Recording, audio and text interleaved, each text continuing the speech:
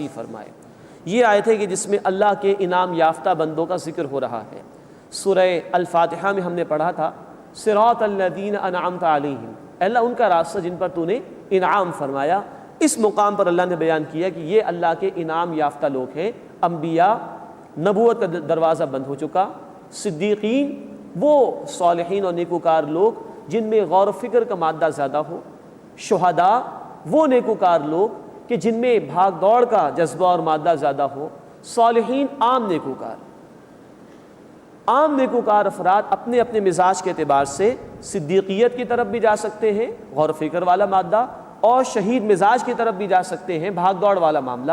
لیکن نبوت کا دروازہ بند ہو چکا ہے۔ محمد کریم صلی اللہ علیہ وسلم اللہ کے آخری رسول ہیں، یہ اللہ کے انعام یافتہ بندے ہیں۔ یہ آیت نازل ہوئی تو صحابہ بڑے خوش ہوئے۔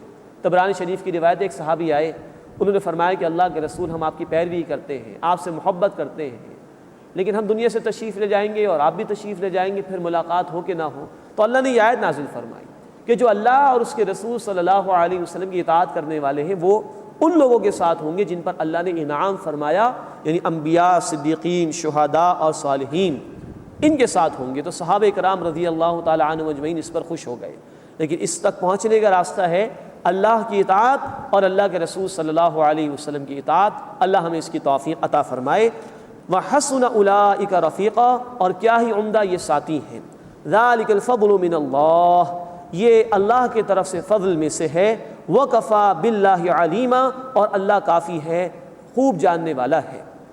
یا ایھا الذین آمنوا، اے وہ لوگو جو ایمان لائے ہو۔ اب قتال کے حوالے سے ذکر آ رہا ہے۔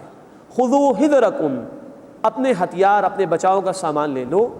فانفروا ثبات ام انفروا جمیعا، پھر جدا جدا یعنی دستوں کی صورت میں نکلو، چھوٹی چھوٹی ٹولیوں کی صورت میں نکلو، یا تمام کے تمام اکٹھے مل کر ہی کوچ کرو، لیکن نکلو ضرور اللہ کے راستے میں قتال کے لیے۔ وَإِنَّ مِنْكُمْ لَمَن لَيُبَطِّئَنَّ، بے شک تم میں سے کوئی ہے جو ضرور دیر لگا دے گا، یہ منافقین کی طرف اشارہ۔ فَإِنْ أَصَابَتْكُمْ مُصِيبَةٌ، پھر اگر تمہیں کوئی مصیبت پہنچ جائے، کوئی تکلیف آ جائے، قَالَ، تو وہ کہے گا قَدْ أَنْعَمَ اللَّهُ عَلَيَّ، اللہ نے مجھ پر انعام فرما دیا، اِذْ لَمْ أَكُنْ مَعَهُمْ شَهِيدًا، کہ میں ان کے ساتھ نہیں تھا۔ یہ ہے نفاق اصل میں۔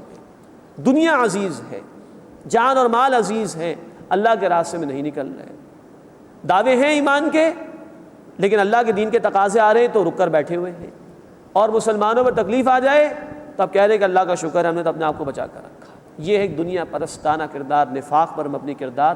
اللہ اس سے ہماری حفاظت فرمائے۔ وَلَئِنْ أَصَابَكُمْ فَضْلٌ مِّنَ اللَّهِ، اور تمہیں اگر اللہ کی طرف سے کوئی فضل یعنی نعمت پہنچے، لَيَقُولَنَّ، تو ضرور کہے گا كَأَن لَّمْ تَكُن بَيْنَكُمْ وَبَيْنَهُ مَوَدَّةٌ، گویا کہ نہ تھی تمہارے اس کے درمیان کوئی دوستی۔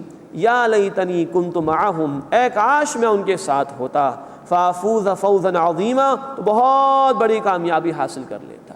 یہ پھر وہی دنیا پرستی کہ اگر مسلمانوں کو فتح مل جائے تو کاش میں ان کے ساتھ ہوتا، کاش مجھے بھی مال غنیمت میں سے حصہ مل جاتا۔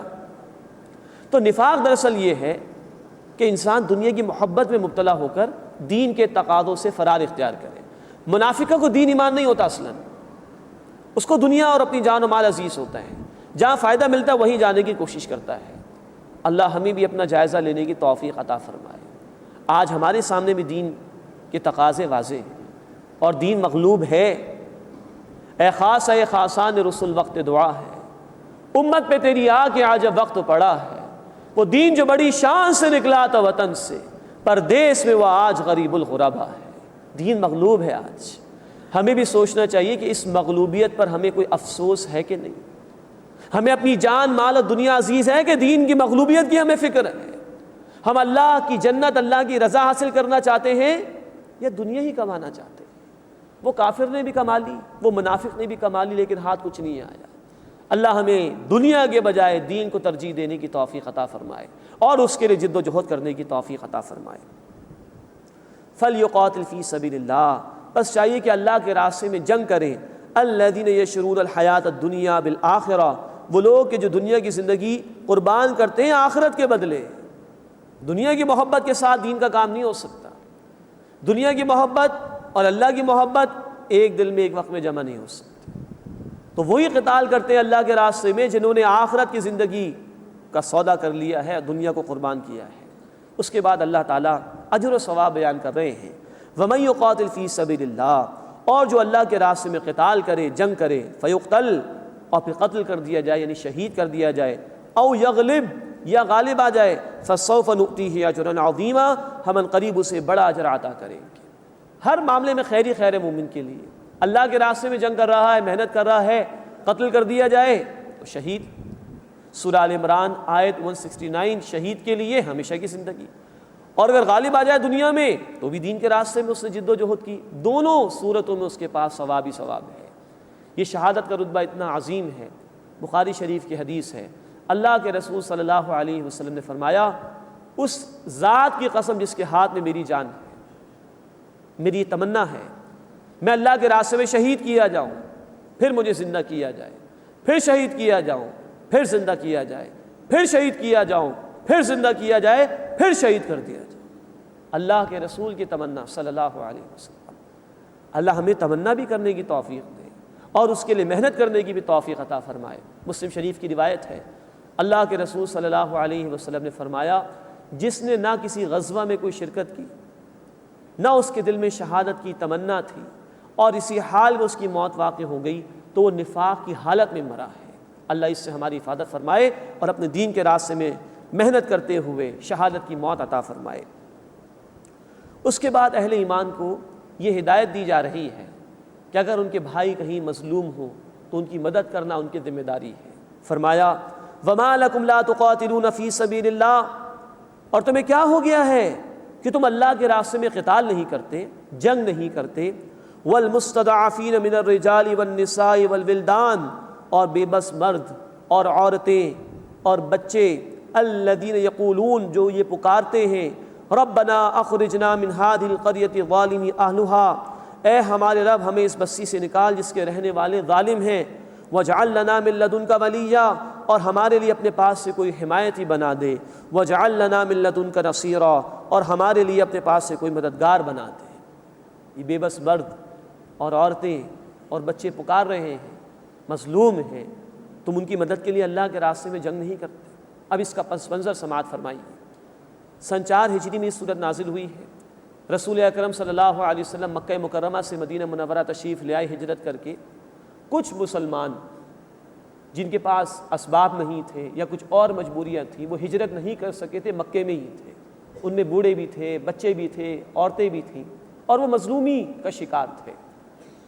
اب اللہ کے رسول صلی اللہ علیہ وسلم صحابہ کرام کو ان کے حوالے سے تلقین کی جا رہی کہ ان کو ظلم سے نجات دلانے کے لیے تمہیں جنگ کرنی ہوگی۔